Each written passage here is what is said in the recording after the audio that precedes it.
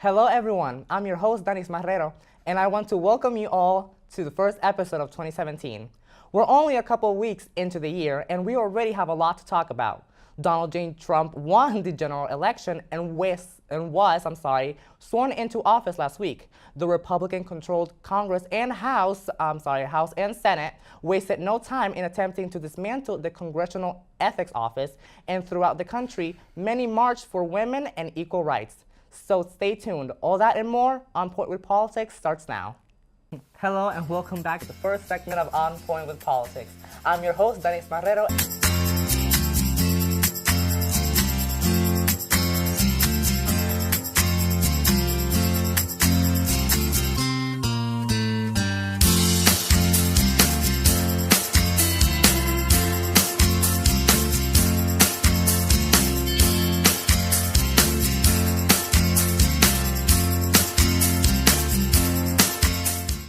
Hello and welcome back to On Point with Politics. I'm your host, Dennis Marrero.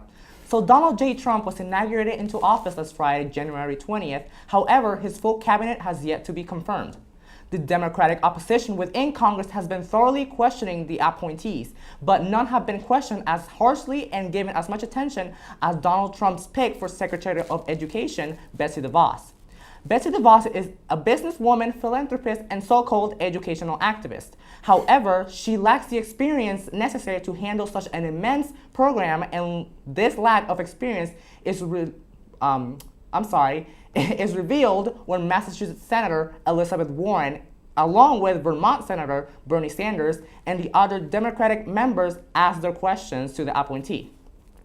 With Elizabeth Warren, DeVos admitted to having no experience in managing a department remotely close to the Department of Education. But that wasn't all of it. DeVos also admitted to having no experience in participating in any financial aid program for higher education. According to data released by the Institute of College Access and Success, 68% of students across the country receive some form of financial aid. Betsy DeVos and her family aren't part of that 68%. With Bernie Sanders, the enormous number of donations was brought to light and estimated to be worth around $200,000. And finally, with former vice presidential candidate Tim Kaine, it became public that Betsy DeVos doesn't believe that all K-12 schools, whether public or private, should be held equally accountable if they receive federal aid. Now, as Secretary of Education, one of DeVos' main duties would be to improve student performance. Some scientists believe that improvement should be measured upon what the students know, proficiency. Others believe that it should be measured by growth, or how much a student improves.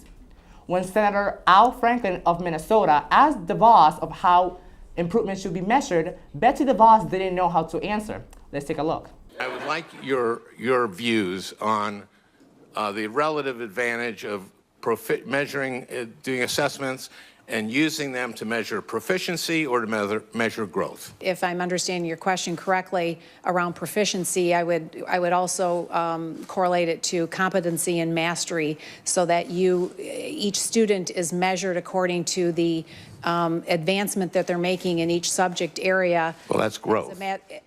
That's not proficiency. The proficiency is if they've reached a third grade level for reading, et cetera. No, I'm talking about the debate between proficiency and growth. I was kind of surprised, well, I'm not that surprised that you did not know this issue. As Secretary of Education, you also have to finance and manage over student debt. So knowing the percentage of student loan growth is very important. And unfortunately, that's something DeVos wasn't necessarily well informed on. Let's take a look. You said that student debt has increased by 1,000% since 980% in 8 years. I'm sorry? 980%. That's just not so. It's increased 118% in the past 8 years. When asked about guns in school by Senator Chris Murray, DeVos responded, but didn't answer the question. You can't say definitively today that guns shouldn't be in schools? Well, I will refer back to Senator Enzi and the school that he was talking about in Wapiti, Wyoming. I think probably there, I would imagine that there's probably a gun in the school to protect from potential grizzlies.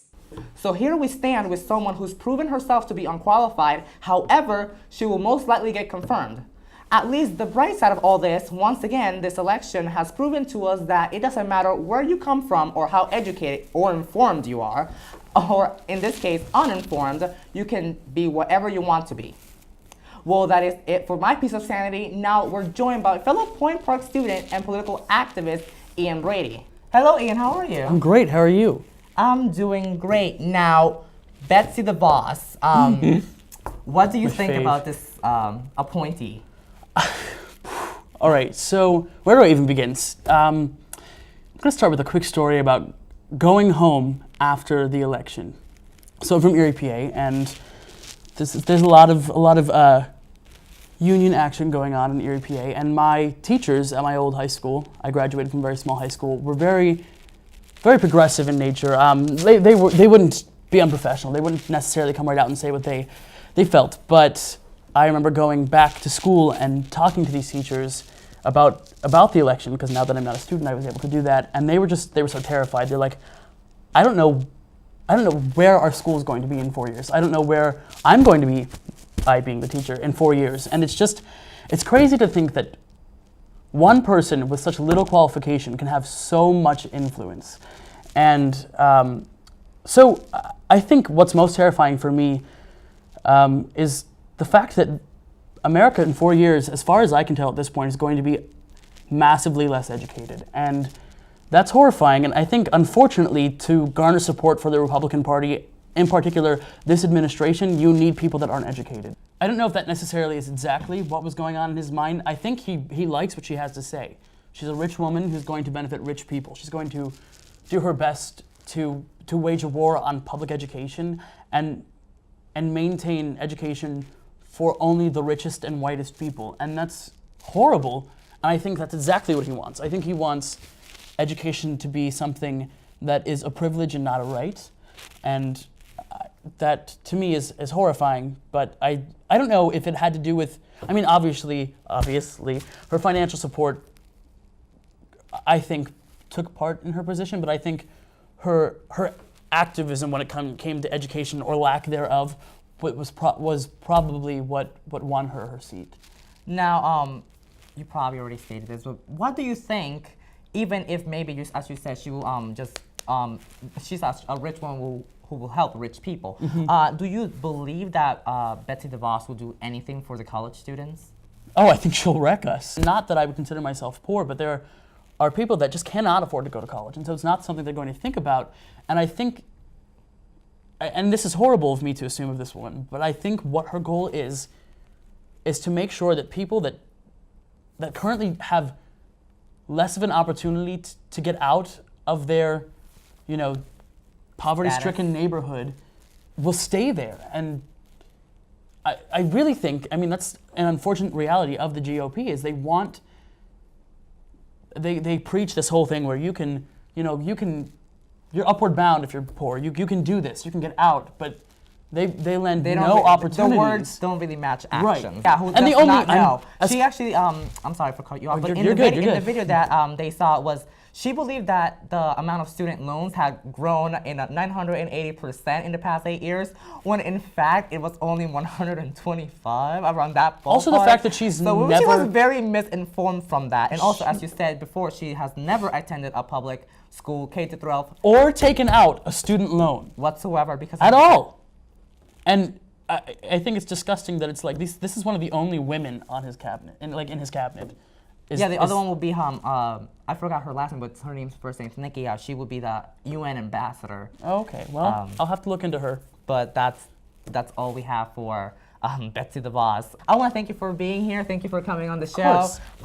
And I hope to see more from you on the show. It was great to have your insight. It's great to be here and provide my insight. Now, let's move on to our political Point Park news. Point Park University students honored Martin Luther King Jr. and his accomplishments this year, both on and off campus. More than 50 students and staff traveled to the Smithsonian National Museum of African American History and Culture in Washington, D.C. on January 16th. This trip to D.C. was sponsored by the Office of Student Life, offering Point Park the opportunity to enter the sold-out museum. While on campus, a brunch and a walking vigil around downtown Pittsburgh, along with a screening of the movie Selma in this University Center GRW Theater, were some of the events the Office of Student Life also sponsored, encouraging community development and involvement. Point Park University also began to offer an LGBT literature course this semester. The course is meant to inform students of the LGBT community in Pittsburgh and across the country, along with increasing compassion and understanding between all students regarding gender and sexual identity. That is all I have for you today. Now I'll be going on a short break, and when we come back, we'll be playing a little game I like to call New Country, Who Dis?, as well as informing you of all the political activity in the city, the nation, and the world. Stay tuned. Hello everyone, I'm Jenny Murtha. The Rivers Casino, located next to Heinz Field in Stage AE, is proposing a plan to build a hotel on the North Shore that would cost over $50 million. If the plan goes through, the hotel will also be equipped with a new restaurant and bar.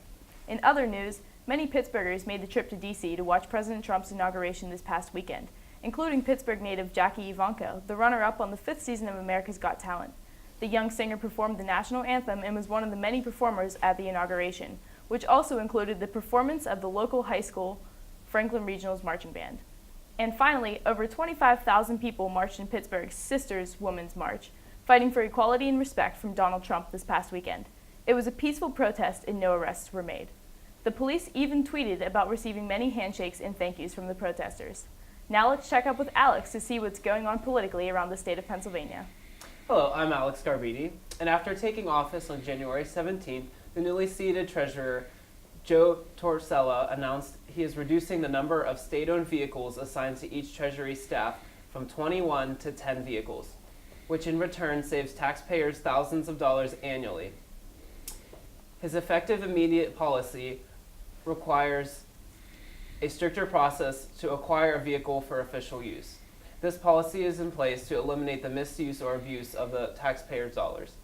Torsella states, quote, "This policy will ensure that the Treasury vehicles will only be used to serve the taxpayers who are paying for them," end quote. Torsella also stated, quote, "This new policy is just one way that I will honor the commitment that I made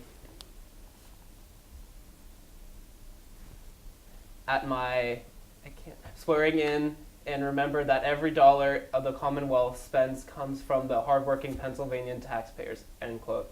In other state news, Pennsylvania Attorney General Josh Shapiro personally signed a new code of conduct in his first day of office to ensure integrity in fulfilling his promises to the citizens of Pennsylvania. Shapiro stated, this is a promise I'm making, and a promise to every member of this new office is making to one another to uphold the highest standard of integrity to ensure our justice system works for all," end quote.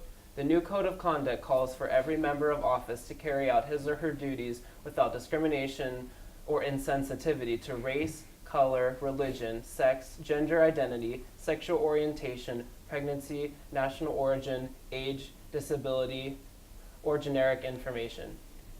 Thank you all for tuning in. I'm Alex Garbini, and you're watching On Point with Politics. Now let's go to Kimberly, who will be informing us what's going on around the country. Thank you, Alex. Hello, I'm Kimberly Procurate. Massive crowds gathered for women's marches all around the nation on Saturday, January 21st, following President Trump's inauguration. It all began with a humble Facebook invitation that was sent out on Election Day to march at Washington, D.C. From that initial post, the word spread and since then grew to cities all over America. The marches showed up at places like our very own Pittsburgh to some of the most secluded states like Alaska. The march was initially meant to support women's rights and protest Trump's platform, but it expanded to cover a wide array of issues. The protesters mainly wore pink as a nod to Trump's past comments about women and carried signs that covered all political spectrums of the feminist movement, like Planned Parenthood, climate change, LGBTQ rights, and the Black Lives Matter movement. Women, however, were not the only Americans represented at the gatherings. There were also men, children, and elderly citizens of all backgrounds fighting for what they believe in. The crowds in Washington grew so big that at one point there was speculation they wouldn't have enough room to safely march their path. Part of the reason was that there was a large celebrity turnout. Stars like Gloria Steinman and Janelle Monáe stepped foot on the rally stage to stand up for their values. Shortly after the speeches, the crowd in Washington made their way to the White House. Rallies from all over the country ended late on Saturday with no signs of physical violence or harm. With OPWP, I'm Kimberly Procurett.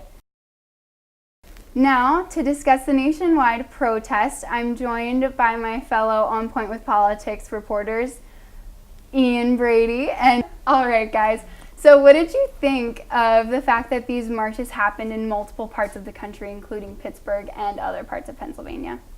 You want to go first? Oh, no, you can go first. All right. So I happened to end up at one of the rallies, and it was the one in Pittsburgh, obviously. But it was just really, it was magical, I guess is the only word I can think to use. I was just there, and there was so much love and acceptance. Like, people were just hugging each other and loving one another, and it wasn't like necessarily an anti-Trump rally. Of course, that was what they were saying. We will not stand for the hate in his administration, but they weren't there necessarily trashing him as much as bringing each other together and up. And it was just a really terrific feeling I got. And I was there for maybe like 30 minutes, but it felt like the right type of movement, like there was not any sort of aggression, and it was beautiful, and it was loving, and I think it was necessary. I think, you take a look at rape culture, and you take a look at the sexualization of women in any form, and yes, they have the right to vote, but equality doesn't end at the right to vote, and I think it's something we need to keep fighting for, equality in every possible way, equality and justice. That's great. How about you, Jenny? I did not participate, but I do know that four of my cousins did. I think it was a great event. Here in Pittsburgh? Yeah, in Pittsburgh, yeah. Okay. In Pittsburgh one. I'm not much of a person that would protest, but I agree with a lot of what they're saying. Right. I think it was good that they stood up for that. Awesome. So why do you guys believe people decided to execute this event at this specific time? So right after the inauguration? Right. So I think it effectively drew attention from the negativity that I personally, and I know many other people my age and older and younger, felt that the inauguration was. It was a scary moment in our history and in our future, because the next 4 years at least are going to be his. And so seeing that was going to be the case, I think these people protesting, myself included, were like, hey, let's draw attention from this negativity and balance it with something positive. And it was saying, we're against you, but more importantly, we're for us. And like you had mentioned previously, it wasn't just about women's rights, it was about LGBT rights. And I saw so many signs that said gay rights are human rights and immigrant rights are human rights. It just apply to women, they apply to everyone. Exactly, and and I think with his administration, it's something that so many people have to be afraid of, that they were so inclusive of all of those fears and all of those issues. And I think it was a perfect time to say, right after he took office, to say, don't worry, you're not alone, we're here with you. And it definitely made me feel, and I'm not going to necessarily feel I won't be a victim of his hate because I'm a white guy, but they were saying to the people, we have you covered, we're here together. And it was historically, I guess, the largest protest in American history, and I think that speaks volumes. I wish he'd responded differently, but I am very pleased with the way it went down. Yeah. So, Jenny, do you think the message got across, or that anything will be done from the protest? I think that definitely people are more focused on it now, and I think that they got the point across that just because Hillary lost and she was a female, that females did not lose. We still have to get to that point, obviously. There's a lot of things, there's a long way to go, but we're getting there. Yeah. What do you think, Ian? I think more than anything it has started a discussion. Like you'd mentioned, there's a lot of focus on this now. And I mean, I cannot tell you the amount of people in the past 2 days I've had this discussion with where I'm saying, these are the reasons this is necessary. And people that I expected, people that voted for Hillary or anyone that wasn't Trump that were so against him that are just saying, women have rights. Why is this necessary? And where I'm frustrated that they don't already understand that, I'm glad that they are asking, because then these conversations are being had. And maybe Trump isn't reacting in the way we want him to, but he's still, whether or not he's listening, he's hearing it. And I think, if nothing else, that's what we've achieved. Yeah, absolutely. All right, well, that is all the time we have for now. Thank you for tuning in to On Point with Politics. I'm Kimberly Procurett. Thanks for tuning in. Hello, I'm Kimberly Kege. On opening day, House Republicans stripped a controversial of ethics seconds before Congress started.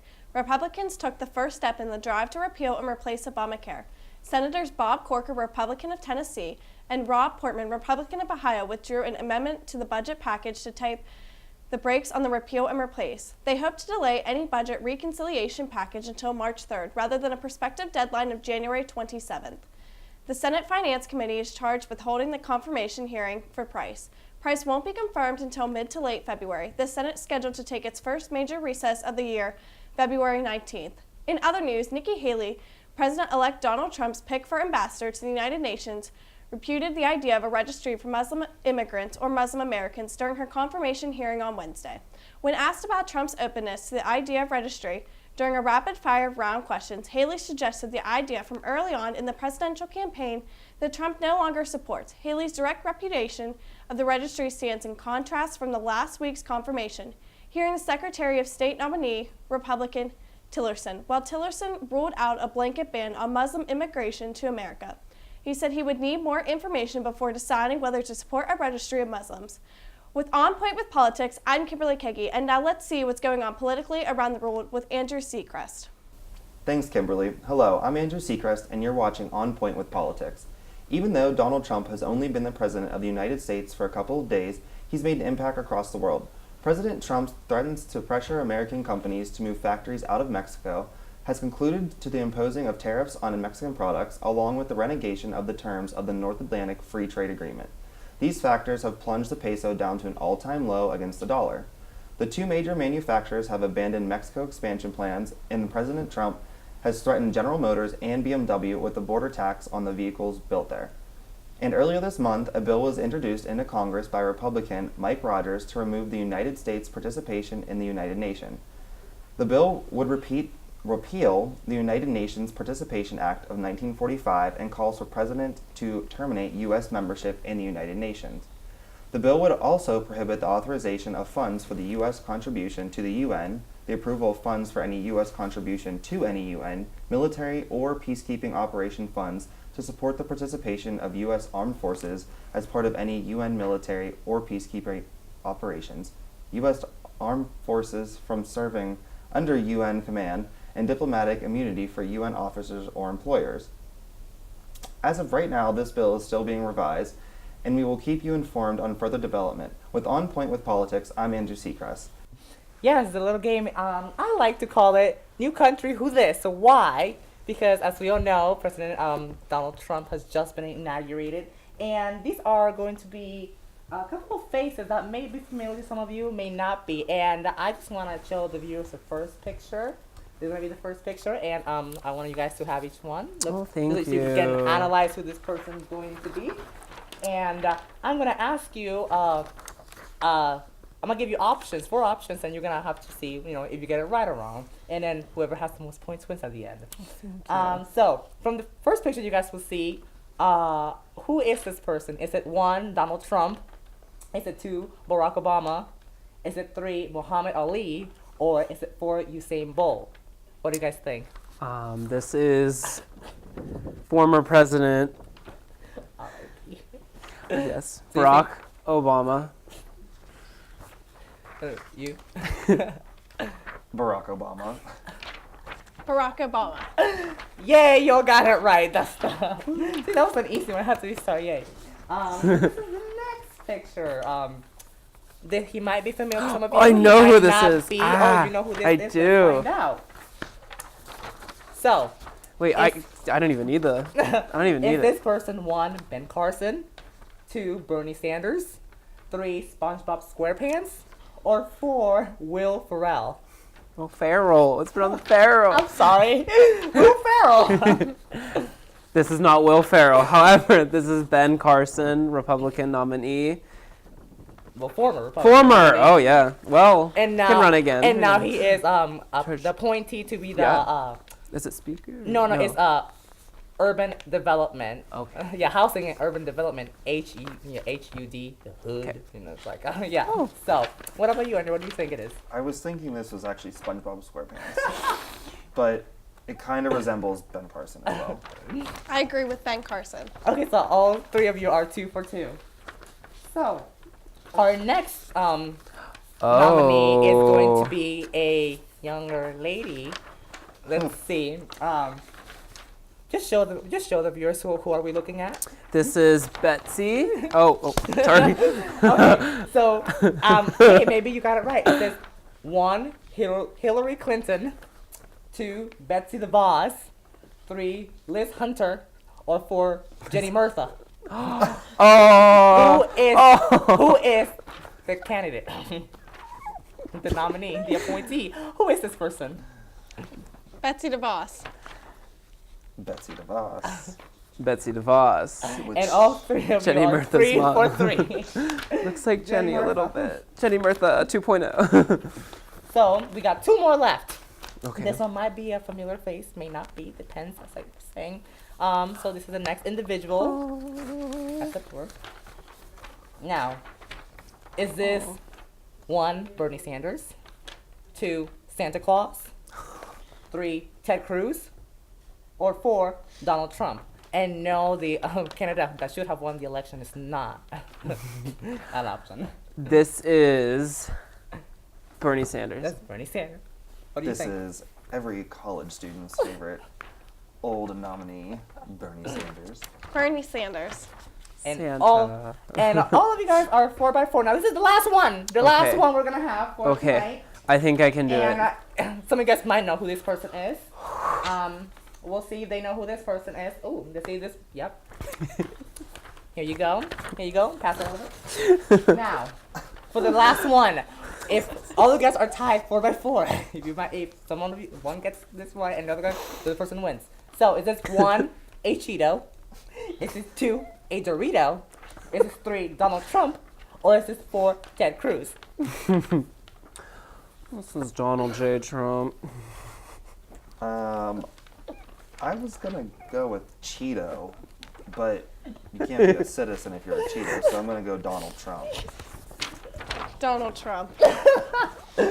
And love this that picture. I'm guessing that is gonna be it. You guys all did great. You all got 5 for 5, and I am proud that all you guys are informed of who these people are in the new administration. I want to thank you guys for watching and tuning into On Point with Politics. That is Marrero, and we'll see you next time.